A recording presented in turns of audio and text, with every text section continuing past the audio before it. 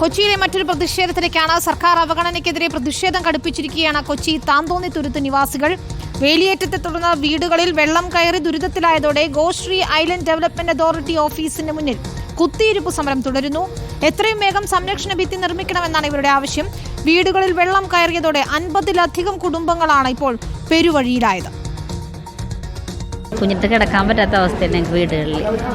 അത്ര ഭയങ്കര മോശം അവസ്ഥയാണ്. മുറ്റത്തോട്ട് ഇറങ്ങാൻ അല്ലെങ്കിൽ ബാത്റൂമിലൊന്നും പോകാനൊന്നും നമുക്ക് പറ്റണില്ല.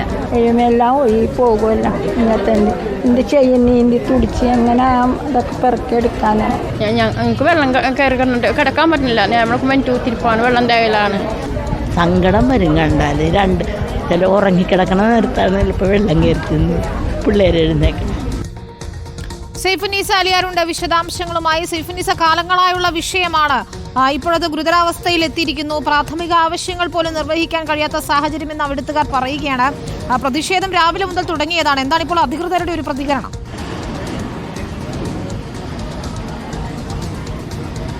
വിനീത, പ്രതിഷേധം ഇപ്പോഴും തുടരുകയാണ്. ജിഡ ഓഫീസിന് മുൻപിലാണ് ഈ താന്തോന്നി തുരുത്തുകാർ പ്രതിഷേധിക്കുന്നത്. ഇന്ന് പുലർച്ചെ 3 മണിയോട് കൂടിയാണ് വീട്ടിൽ വെള്ളം കയറിയതിനെ തുടർന്ന് വള്ളത്തിൽ ഇവർ ജിഡയുടെ ഓഫീസിലേക്ക് എത്തിയത്. ഇവിടെ കുത്തിയിരുന്നുള്ള പ്രതിഷേധം ഇപ്പോഴും തുടരുകയാണ്. ഉച്ചമയക്കത്തിലാണ് ചിലർ പ്രതിഷേധക്കാരൊക്കെ. ഇവിടെ കാർപോർച്ചിലാണ്, ജിഡയുടെ കാർപോർച്ചിലാണ് ഇവർ അഭയം തേടിയിരിക്കുന്നത്. ഉച്ചയ്ക്കും രാവിലെയുള്ള ഭക്ഷണം ഇവർ വാങ്ങി കഴിക്കുകയായിരുന്നു. ഇനിയിപ്പോൾ വൈകിട്ടാവുമ്പോൾ ഇവർ ഭക്ഷണം ഇവിടെ പാകം ചെയ്ത് കഴിക്കാനുള്ള തയ്യാറെടുപ്പുകളാണ്. അതിനുള്ള അരിയും സാധനങ്ങളും എല്ലാം തന്നെ മേടിച്ചു വെച്ചിരിക്കുന്നത്. ഈ ഭക്ഷണം ഉണ്ടാക്കി ഇവിടെ കഴിച്ചു കൂടാനുള്ള അവസ്ഥയാണ്. കാരണം ഇന്നത്തെ ദിവസം ഇവർ തിരിച്ചു പോയാൽ പോലും, താന്തോന്നി തുരുത്തിലേക്ക് തിരിച്ചു പോയാൽ പോലും വൈകിട്ടോടുകൂടി വേലിയേറ്റം വീണ്ടും രൂക്ഷമാകും. അങ്ങനെയാണെങ്കിൽ വീട്ടിൽ വീണ്ടും വെള്ളം കയറും. രാത്രി വീണ്ടും ഈ കുഞ്ഞുമക്കളെയും കുട്ടികളെയും സാധനങ്ങളും പ്രായമായവരെ എല്ലാം വള്ളത്തിൽ കയറ്റി ഇവിടെ കൊണ്ടുവരേണ്ടി വരും. അതുകൊണ്ട് തന്നെ ഇതിനൊരു ശാശ്വതമായ പരിഹാരം കാണുന്നത് വരെ ഈ ജിഡയുടെ ഓഫീസിന് മുൻപിൽ നിന്ന് പോകില്ല എന്നുള്ള തീരുമാനത്തിലാണ് ഉള്ളത്. നമുക്ക് ദൃശ്യങ്ങളിൽ കാണാം, പ്രായമായവരുണ്ട്, കുഞ്ഞു കുട്ടികളുണ്ട്, വൃദ്ധരുണ്ട്. അങ്ങനെ ഒരുപാട് പേർ ദുരിതം അനുഭവിക്കുകയാണ്. 50 വീട്ടുകാരാണ് ഇപ്പോൾ അവിടെ താമസിക്കുന്നത്. 100-ലേറെ പേർ താമസിച്ചിരുന്ന സ്ഥലമാണ് ഈ താന്തോണി തുരുത്ത്. പക്ഷേ ഈ താന്തോണി തുരുത്തിൽ ഇപ്പോഴുള്ളത് ഈ 50 കുടുംബങ്ങളാണ്. പലരും അവിടെ നിന്ന് വീട് ഉപേക്ഷിച്ച് പോകുന്ന സ്ഥിതി ഉണ്ടായി. വാടകയ്ക്ക് പോയി സ്ഥലം വിറ്റ് മാറുന്ന അവസ്ഥയുണ്ടായി. അങ്ങനെ പല ദുരിതഘട്ടങ്ങളിലൂടെയാണ് കടന്നുപോയത്. പക്ഷേ കുറച്ച് പേർ ഇപ്പോഴും അവിടെ പിടിച്ചു നിൽക്കുന്നുണ്ട്. പക്ഷേ അവരുടെ വീടുകളിൽ ഇപ്പോൾ വെള്ളം കയറി തുടങ്ങി.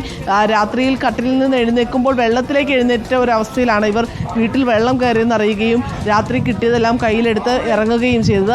അവർ ഇപ്പോൾ ജിഡയുടെ ഓഫീസിൽ എത്തിയിരിക്കുകയാണ്. നേരത്തെ രാവിലെ TJ വിനോദ് MLA എത്തിയിരുന്നു. MLA എത്തി ഇവർക്ക് ഐക്യദാർഢ്യം പ്രഖ്യാപിച്ച് കുത്തിയിരിപ്പ് സമരമൊക്കെ ഉണ്ടായിരുന്നു. അദ്ദേഹം പോയി പിന്നീട് വരാമെന്ന് പറഞ്ഞപ്പോൾ മടങ്ങിയിരിക്കുകയാണ്. ഒരു പ്രശ്നപരിഹാരമാകുന്നവരെ പോകില്ലെന്നുള്ള തീരുമാനമാണോ? ഞങ്ങൾ പോകില്ല ഇവിടെ നിന്ന്. ഞങ്ങളുടെ പ്രശ്നത്തിന് ഒരു തീരുമാനമാകാണ്ട് ഞങ്ങൾ പോകില്ല. അതായത് ഈ കഴിഞ്ഞ തക്കത്തിലും വെള്ളം കയറി ഞാൻ എൻ്റെ വീട്ടിൽ തല്ലി അലച്ചിട്ട് ഇന്നും മരുന്നിൽ പോയിട്ടാണ് ഞാനിവിടെ വന്നത്. മാറിയിട്ടില്ല എൻ്റെ വേദന. ഞാൻ എലി അടിച്ച് വീണിട്ട്. അത് കഴിഞ്ഞ ചാനലുകാരോട് ഞാൻ പറഞ്ഞതാണ്, കഴിഞ്ഞ ഇരിപ്പിനും. ഇപ്പോഴും ഞാൻ എൻ്റെ വീട്ടിൽ പോകില്ല. എൻ്റെ കുഞ്ഞുമക്കളുമായിട്ട് ഇവിടെ വന്നിരിക്കണേന്ന്. ഞങ്ങൾക്ക് ഇതിനൊരു തീരുമാനം ഉണ്ടാകണം. അറിയാം.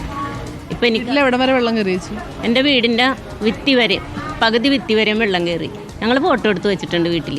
അത് കാണിക്കണമല്ലോ നമ്മളാരെയും. അതിന് മൊബൈലിൽ എടുത്ത് വെച്ചിട്ടുണ്ട്. അത്രയും. പക്ഷേ ഇപ്പോഴും ഇന്നും കയറിക്കൊണ്ടിരിക്കണേന്. ഇപ്പം ഇവിടെ നിന്ന് ആരെങ്കിലും ചെന്ന് കാണും, ഞങ്ങളുടെ മുറ്റമൊക്കെ എടുത്ത് കാണും ചെന്ന്.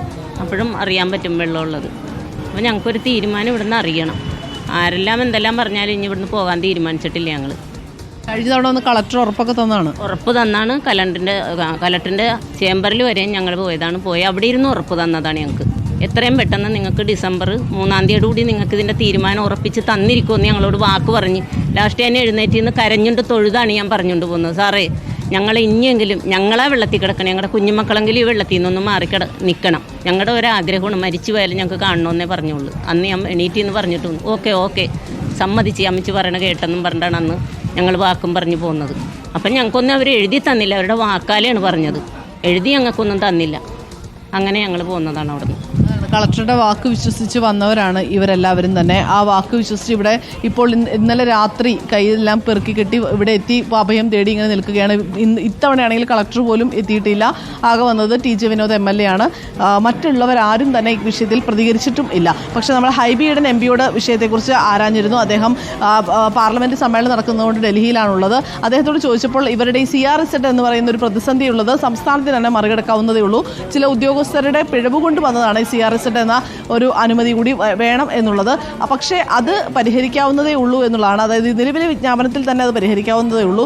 പുതിയതായൊരു നോട്ടിഫിക്കേഷൻ വരേണ്ട ആവശ്യം ഇല്ല എന്നാണ് ഹൈബീഡൻ MP പറയുന്നത്. അങ്ങനെയെങ്കിൽ ഇത് കോർപ്പറേഷൻ തലത്തിലും സർക്കാർ തലത്തിലും ഇടപെടലുകൾ ഉണ്ടായി പരിഹരിക്കാവുന്ന പ്രശ്നമേ ഉള്ളൂ. പക്ഷേ അതിൽ ഇപ്പോഴും ഒരു പ്രതികരണം സർക്കാർ തലത്തിലോ അല്ലെങ്കിൽ ജനപ്രതിനിധികളുടെ ഭാഗത്തു നിന്നോ മന്ത്രിയുടെ ഭാഗത്തു നിന്നോ ഒന്നും ഉണ്ടാകുന്നില്ല എന്നുള്ളതാണ് പ്രധാനപ്പെട്ട കാര്യം. എന്തായാലും ഇന്ന് രാത്രി ഇവിടെ തുടരാനാണ് ഇവരുടെ തീരുമാനം. ഇവിടെ നിന്ന് പോകില്ല എന്നുള്ളതാണ്. കാരണം അത്യാവശ്യം വേണ്ട സാധനങ്ങളെല്ലാം കൊണ്ടുവന്നിട്ടാണ് ഇവിടെ നിൽക്കുന്നത്.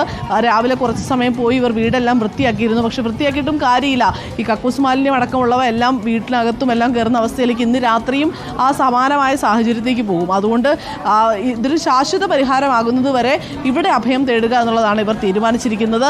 ഈ നൂറുകണക്കിന് ആളുകൾ ഇപ്പോൾ ഈ ഭാഗത്ത് ഈ ജിഡയുടെ ഈ കുറഞ്ഞ പരിമിതിയിൽ കിടന്നും ഇരുന്നും ഒക്കെ കഴിച്ചു കൂട്ടുകയാണ്. വിനീത, പുറത്ത് പൊള്ളുന്ന വെയിലാണ്, അപ്പോഴും അവർ അവിടെ പ്രതിഷേധം തുടരുകയാണ്. കാരണം ഈ വിഷയത്തിന് ഒരു ശാശ്വത പരിഹാരം വേണം എന്ന് തന്നെയാണ് ആവശ്യം. സൈഫുനിസ അലിയറാണ് വിശദമായ വിവരങ്ങൾ നൽകിയത്. രാവിലെ തുടങ്ങിയ പ്രതിഷേധമാണ് ഇപ്പോഴും കാര്യമായ പ്രതികരണമൊന്നും തന്നെ അധികൃതരുടെ ഭാഗത്തു നിന്നും ഉണ്ടാകുന്നില്ല എന്നത് തന്നെയാണ് സങ്കടകരമായ കാര്യം.